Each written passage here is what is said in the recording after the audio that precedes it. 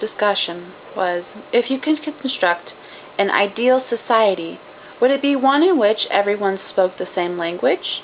Or does a society in which people speak different language offer greater advantages? If I could create and construct the ideal society, I would not have everybody speak the same language. Language is like music.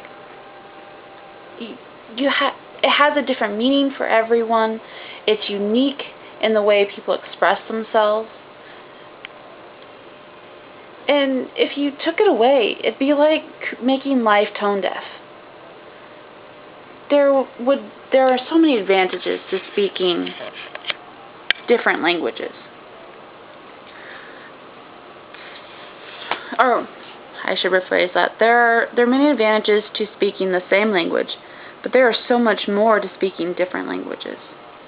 When you try and learn another language, you have to really look at your own language, because you can't understand another language when you're learning it unless you can understand the meaning behind it. And the only way to understand the meaning behind that is to know what it's talking about in your language. So if you have your language first as the foundation, then it's easier to understand another's language when you can sort of try and connect the dots between words that translate well and words that don't translate well. But when we learn another language, we learn so much more about that language and that culture that's behind that language. But we also learn a lot about our own culture and our own language, why we say the things we say, why we have certain slang, why we say you have a cup. Why is a cup named a cup?